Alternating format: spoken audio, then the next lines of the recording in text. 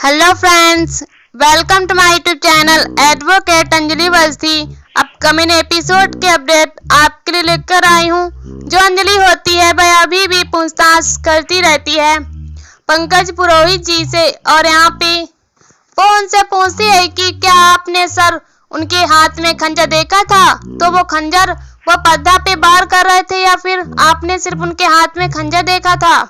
तो पंकज पुरोहित जो होते हैं वो बहुत ही सोच सके समझ के बोलते हैं कि मैंने उनके हाथ में खंजर देखा था। तभी यहाँ पे हम देखते हैं कि भाई बोलते हैं कि हाँ आपने सही बोला कि आपने उनके हाथ में सिर्फ खंजर देखा था। तभी यहाँ पे वो उसे बताती है कि ये खंजर सिर्फ उनके हाथ में होने को ये कैसे साबित हो जाता है कि उन्होंने ही उनके ऊपर उस पर्दा के ऊपर हमला किया हुआ होगा और उसका खंजर को घोंपते हुए देखा था आपने। तभी यहाँ पर हम देखते हैं कि जैसे ही ये सुनते हैं तो वह समझ जाते हैं कि हो सकता है कि जो उन्होंने देखा है वह सिर्फ एक गलतफहमी हो सकती है। महज एक गलतफहमी की वजह से वो उन्हें अपराधी और गुनहगार और खूनी समझ रहे हैं। तभी यहाँ पे हम देखते हैं कि अंजलि जो होती है वो कोर्ट को ये बताती है जज साहब से कि जज साहब ये सिर्फ एक सोची समझी साजिश है, उन्हें फंसाया गया। तभी यहाँ पे हम देखते हैं कि भजन सिंह जो होता है वह बोलता है कि लेकिन उस खंजर के ऊपर सिर्फ राघव सिंह राजपूत के ही निशान हैं। तभी यहाँ पे वो बोलती है कि हाँ सर, हो सकता है कि उनके ऊपर उनके निशान तो होना जाहिर सी बात है। जब वो इंसान खंजर निकालेगा तो वो हाथ में तो उसका निशान तो होगा ही, लेकिन जरूरी नहीं है कि ये खंजर उन्होंने ही उनसे भोंका था। और यहाँ पे हम देखते हैं कि पंकज पुरोहित जो होते हैं वो उनसे पूछते हैं कि आप जो हो सकता है सर आपसे कोई गलतफहमी हो सकती है। और इसके बाद वो उससे बोलती है कि मुझे और कुछ नहीं पूछना है पंकज पुरोहित सर से, और इसके बाद वो उन्हें वहां से जाने के लिए परमिशन देने के लिए बोल देती है। तभी यहाँ पे हम देखते हैं कि अंजलि जो होती है वो बोलती है कि ये सब सिर्फ एक इनको समझाया फंसाया गया है। और यहाँ पे हम देखते हैं कि वो उनसे अंजलि जो होती है वो राघव सिंह राजपूत के फोन को एक्सेस करने की डिमांड करती है कि मुझे ये फोन उनका एक्सेस करना है, क्योंकि उसमें उस चीज को रिकॉर्डिंग किया गया है जो कि पर्दा के साथ हुई थी बात उनकी और राघव सिंह राजपूत की। तभी यहाँ पे हम देखते हैं कि वो उन्हें अलाउ कर देते हैं। और यहाँ पे जैसे ही जो अंजलि होती है वो उनका फोन लेती है जैसे ही, और फिर वो सबको बोलती है कि आप लोग प्लीज इस चीज को गौर से सुनिएगा। और यहाँ पे हम देखते हैं जैसे ही वो रिकॉर्डिंग ऑन करती है तो उसमें वो सारी बातें सुनाई देती हैं कि वो उसे बोलती है कि आप जल्दी से यहाँ पे आ जाइए और मुझे आपसे आशीर्वाद लेना है, मेरी 3 दिन के बाद शादी है। और ये सारी चीजें जो होती हैं वे रिकॉर्ड होती हैं भी। पर राघव सिंह राजपूत जो होता है वह उनसे पूछता है कि आप तुम कहाँ पे हो, तुम तो गाँव गई थी ना।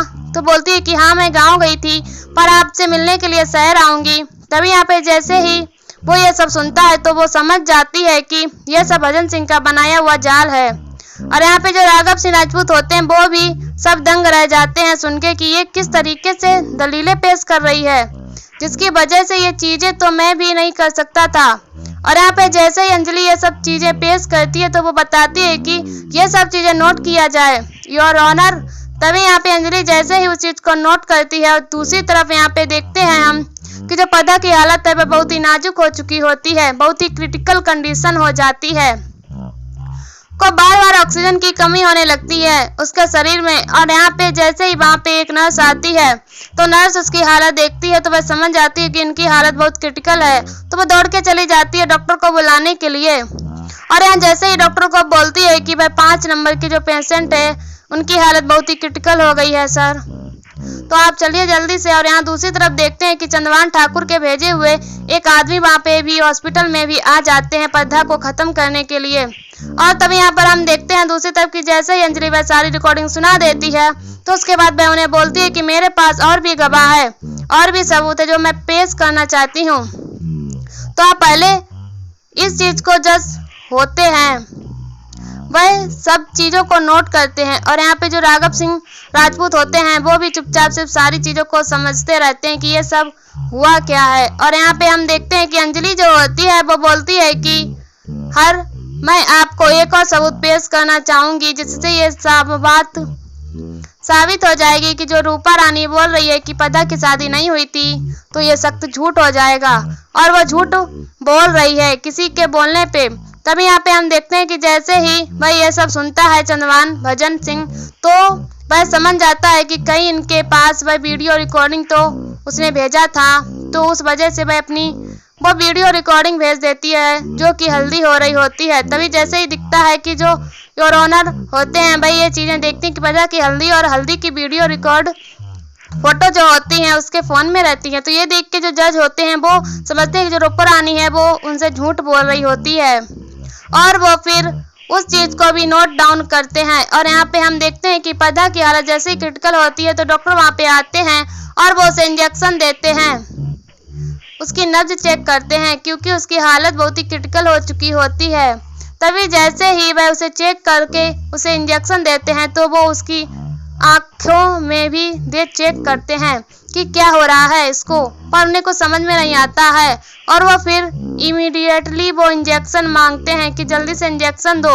और इंजेक्शन जैसे ही लगाते हैं उसके बाद फिर वो कुछ मेडिसिन लिखते हैं कि जल्दी से जल्दी इस चीज को लेके आ जाओ, ये मेडिसिन इकट्ठी करवाओ। और यहाँ पे हम देखते हैं कि वो इंजेक्शन लगाने के बाद मेडिसिन जैसे ही लाने के लिए बोलते हैं, तभी दूसरी तरफ से वो जो चंदवान ठाकुर का भेजा हुआ आदमी होता है वह पदा के पास आने लगता है और उसकी तरफ आते हैं। और यहाँ पे हम देखते हैं कि डॉक्टर जो होते हैं वह उन्हें अकेला छोड़ के चले जाते हैं पदा को।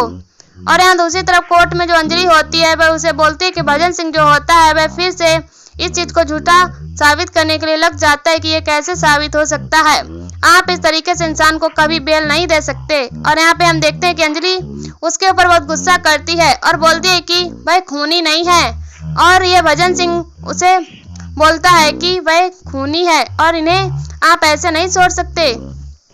तभी वह बोलती है कि मैं आपसे रिक्वेस्ट करती हूँ कि सर इनको बेल दिया जाए। और यहाँ पे हम देखते हैं भजन सिंह जो होता है वो इस चीज के लिए आर्ग्यू करने लगता है। और यहाँ पे अंजलि जो होती है वो बोलती है कि भजन सिंह तू मुझे जानता नहीं है, मैं कोर्ट के अंदर मेरी बात चलती है और बाहर मेरा हाथ, मैं तुझे इतना मार मारूंगी कोर्ट के बाहर ले जाएगा कि तू भूल जाएगा कि तू एक वकील है। तभी यहाँ पे हम देखते हैं कि अंजलि जो होती है रिक्वेस्ट करती है कि please your honour Raghav Singh Rajput को बेल ग्रांट की जाए। तभी वह रिक्वेस्ट करती है और वह प्रे करती है उनसे। और यहाँ पे हम देखते हैं कि जो योर ऑनर होते हैं वह अपना फैसला सुनाने के लिए सब कुछ नोट डाउन करते हैं और उस चीज को सोचते हैं कि क्या करना है।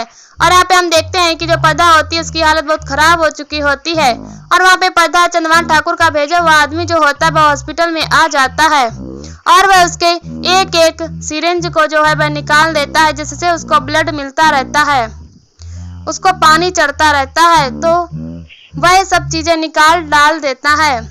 तभी यहाँ पे दूसरी तरफ हम देखते हैं कि गौरव चाचू जो होते हैं वह हॉस्पिटल में आए हुए होते हैं, आ रहे होते हैं क्योंकि पदा को देखने के लिए वह आते हैं। तभी यहाँ पे हम देखते हैं जैसे ही गौरव चाचू आने लगते हैं तभी अमन का फोन आ जाता है उनके पास और वो उनसे बोलते हैं कि मैं हॉस्पिटल आया हुआ हूँ। तो वह बताती है कि अभी भी यहाँ पे केस चल रहा है, हियरिंग चल रही है। और यहाँ पे जैसे ही उनसे उस चीज का उसका सब कुछ सिरिंज वगैरह निकाल दिया गया था तो उसकी हालत और भी खराब हो चुकी होती है। और यहाँ पे जैसे ही वह अमन को बोलते हैं कि मैं हॉस्पिटल में आया था क्योंकि अंजलि ने मुझे रिक्वेस्ट किया था, क्योंकि पदा के साथ कोई नहीं है तो वह अकेली यहाँ हॉस्पिटल में पड़ी है, तो मैं उसे देखने के लिए आया था, मुझे कुछ ठीक नहीं लग रहा था तो मैं उनसे मिलने के लिए आ गया। तभी यहाँ पे हम देखते हैं वह बोलते हैं ठीक है जैसा होगा मुझे तुम बता देना। तो बोलते हैं ठीक है चाचू। और यहाँ पर हम देखते हैं कि पदा की हालत जो होती है बहुत ही क्रिटिकल होती जाती रहती है और वो वहाँ पे कोई भी उस समय अवेलेबल नहीं हो रहता। और यहाँ दूसरी तरफ हम देखते हैं हम कि जो राघव सिंह राजपूत हैं वह भी बहुत ही सोचने लगते हैं कि क्या होगा, ये बेल ग्रांट होगी कि नहीं होगी। तो आज के एपिसोड में बस इतना ही फ्रेंड्स, मिलते हैं नेक्स्ट एपिसोड में जहाँ पे हम देखने वाले हैं कि जो राघव सिंह राजपूत है उनको बेल मिल जाती है। और यहाँ पे अंजलि को वो थैंक यू बोलते हैं। तभी वो अंजलि की आंखों में आंसू आ जाता है। वो बोलती है कि उसके पापा पूछते हैं कि क्या हुआ बेटा तेरी आंखों में आंसू। तो बोलती है कि पापा ये आदमी को देख के मुझे बहुत तरस आ रहा है क्योंकि मुझे ऐसा नहीं था कि कभी मैं इनके लिए केस लड़ूंगी, पर आज मुझे इनके ऊपर बहुत तरस आ रहा है। तो बोलती है कि हाँ लेकिन तुझे इनको बचाना पड़ेगा। तो वह बोलती है कि हाँ लेकिन उससे पहले मुझे किसी और को भी बचाना है। तो वह पदा के नाम लेती है क्योंकि पदा की हालत जो है बहुत क्रिटिकल है। और यहीं पर एपिसोड खत्म हो जाता है। ऐसी वीडियो देखने के लिए हमारे चैनल को सब्सक्राइब करें एंड वीडियो को लाइक करें और हमें कमेंट में बताओ वीडियो कैसी लगी। तब तक के लिए बाय बाय।